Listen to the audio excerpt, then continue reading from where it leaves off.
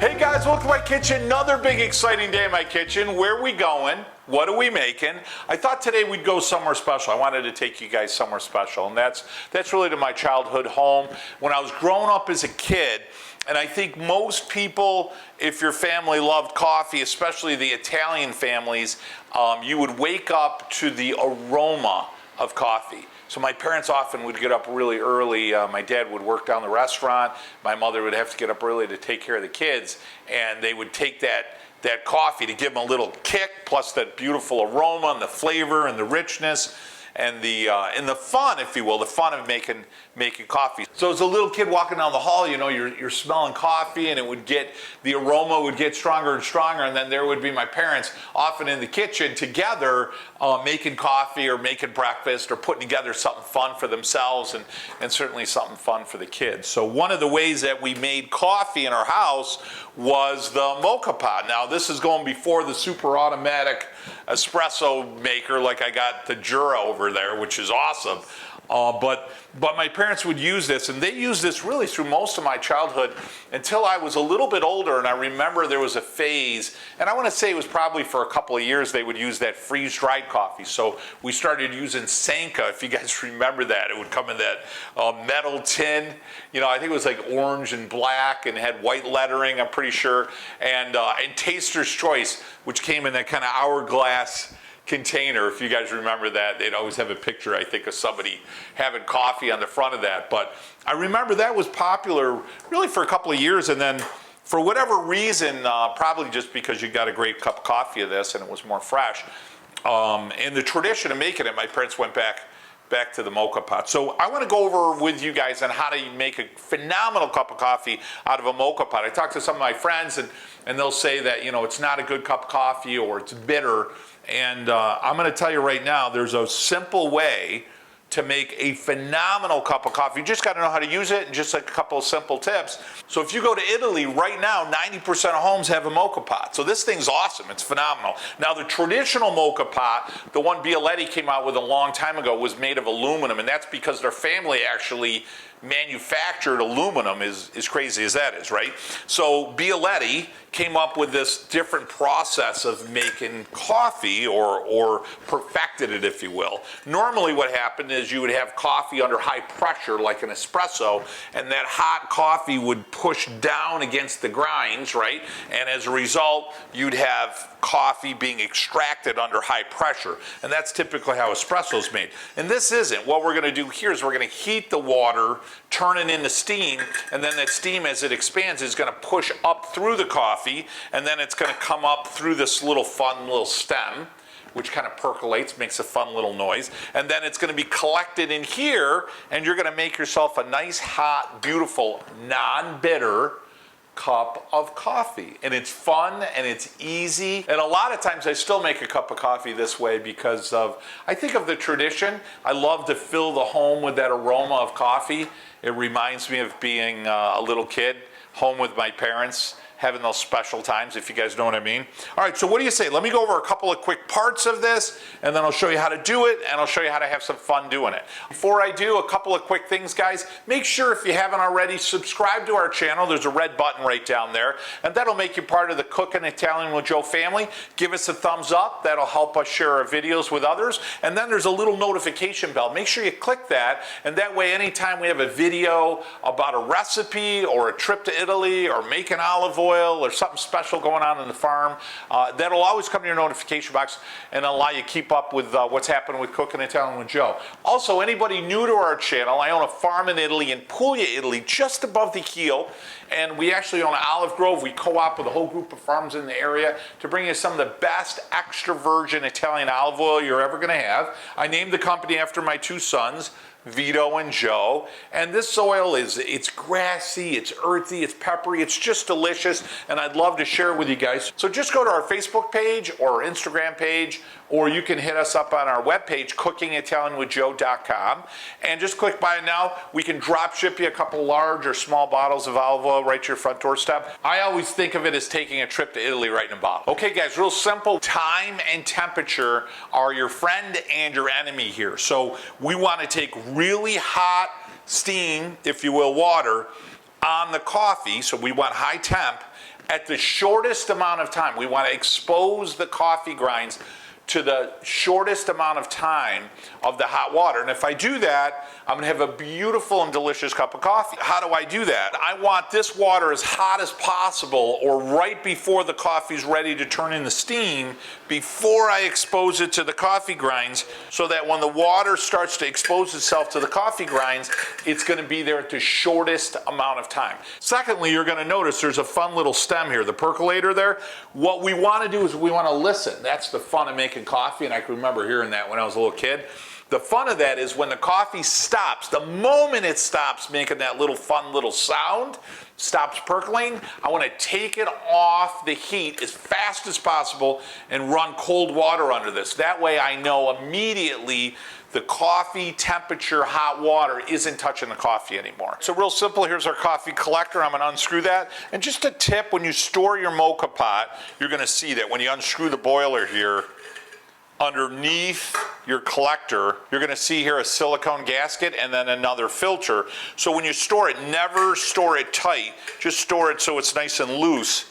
That way you're not putting any pressure under your silicone gasket, and the gasket will last you a really long time. So there's another filter and a silicone gasket. Make sure that's in good shape, and you make sure everything's clean. There's this myth that if you have coffee collected somehow it adds to the flavor of the coffee. It doesn't. It's dirty, it's smelly, it makes your coffee bitter. Secondly, here's our boiler, and inside our boiler is our funnel, okay? And that's our filter funnel. So we put our coffee in here, we're gonna put water in here, make sure it's hot. I'll go over that with you quick.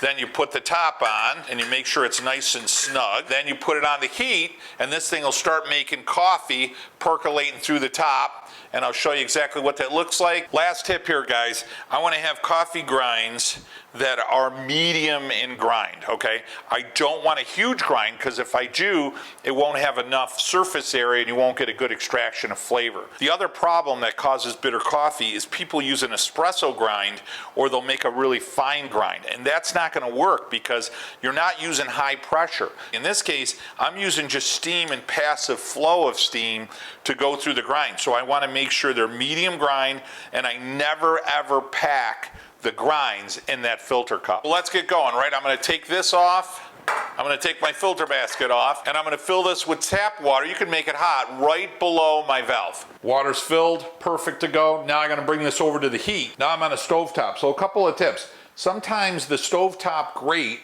is so small it can make it dangerous for these things, okay? So if it's really small, just give you a heads up, take a pan, put it over the top, and then just heat it up right in the pan. So my goal here is to get that right to a bubble, just ready to create steam. While my water's heating up, I'm gonna go ahead and take my funnel and I'm gonna fill it with my medium ground coffee. And I found the traditional size is a 6 cup. This is a 6 cup, so it doesn't mean 6 cups of water. It means you're gonna make 6 cups of coffee.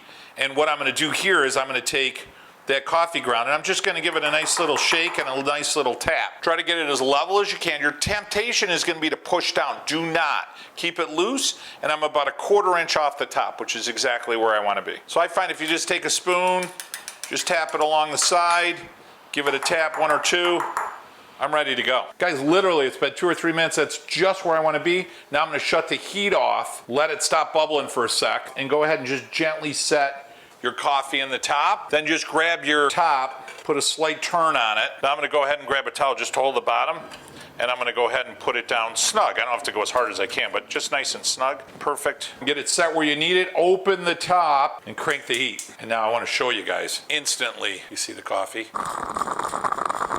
See how it's sputtering? Literally no coffee's coming out anymore. Immediately shut the water off, shut the top, and then what I wanna do is just, not on the top where we collected the coffee, just on the bottom. I want to cool that off for any remaining hot water that might be in there. And then here we go, guys. So we've got some coffee here. So essentially you're going to get about 6 shots out of that. So I poured about 2 shots in there, so I've got about 2 ounces of coffee inside here, and I can do a couple of things. I can add further hot water if I want, make an Americano. I can add some milk to that, make a cappuccino. I'm a big fan of a latte, so I love to add a lot of hot frothy milk to this to create a latte. However you want to hit it. Can you guys catch the steam off of that? I'll tell you what I love. I love the aroma. I love the aroma of my kitchen right now. It's filled with that that beautiful flavor, like you can taste it, of coffee. What I also love, and it was a little emotional there, just because I'm thinking so much of making coffee and being a kid. My dad passed away in December last year. You know, hearing that percolating sound, it just immediately brings me back to being a little kid. And I can remember getting up close to the stove and my parents yelling at me because, you know, I was going to burn myself or knock something over or whatever. And probably like every other household in Italy or an Italian house, the Moka Pot just fit over the burner, so it didn't take much to knock it over. But I wanted to see and hear the magic of coffee being made, right? One last thing I wanted to share with you, and a little trip down memory lane for you. Here's a set of manual beaters. One of the things my dad used to do, we did a video a while back, and it's called Ave Borte, but what it is you take an egg yolk and you beat it with a fork. You add a little sugar, a little vanilla, and that would be kind of like a custard almost. So my dad used to make a latte. So he used to take the Moka Pot and he'd make some coffee. We'd get about 6 shots of coffee. So he'd put a little coffee in all of our cups, and then what he would do is he'd add hot milk. So he'd make a latte for us, and then how he would top it off is he would add that egg mixture, that little egg custard, and in order to keep us occupied so we weren't driving him crazy, he had this little manual beater. So you take about 4 egg yolks, and we would take turns sitting there turning this thing, which didn't turn so great, and we would sit there and turn this thing, and my dad and mom were brilliant because it would occupy us, and then we would create that frothy egg custard mixture, and he would top the latte off with that. Oh, that is good stuff, and that is just delicious. I'm gonna go ahead and add a little hot milk to that. So I've got my hot milk to that. Ooh, does that look delicious or what? Oh yeah. Do I have a coffee mustache right there? No bitterness at all, just a beautiful, delicious aroma, flavor of coffee, and it's simple and it's easy and it's fast, and you know what, it's a fun way to make coffee. So I know a lot of the households, we've got the super automatics. Don't get me wrong, that's pretty awesome too, but I'll tell you, if you want to feel the coffee, be connected to your morning cup of coffee, it's a fun way and it's a great tradition for you and your family. Get in the habit of popping out a Moka Pot, maybe on the weekend when you're not in a rush, and you can spend a few minutes filling the home with the aroma of a morning and set those traditions for you and your family to really enjoy. Hey guys, thanks so much for joining me in my kitchen today and taking a trip down memory lane. A couple of things really quick before we close. Make sure you hit that subscribe button, give me a thumbs up, hit the notification bell, visit us on our website or on our Facebook page or Instagram, Cooking Italian with Joe. Grab yourself a few bottles of olive oil. Love to drop ship Vito and Joe's extra virgin Italian right to your front doorstep. And last but not least, guys, and really the only reason that we do these videos, it's to help others maybe celebrate your heritage, whatever that may be. But more importantly for us, it really is to set a tradition. I'll tell you, set those traditions with you and your family every single week or a couple of times a month.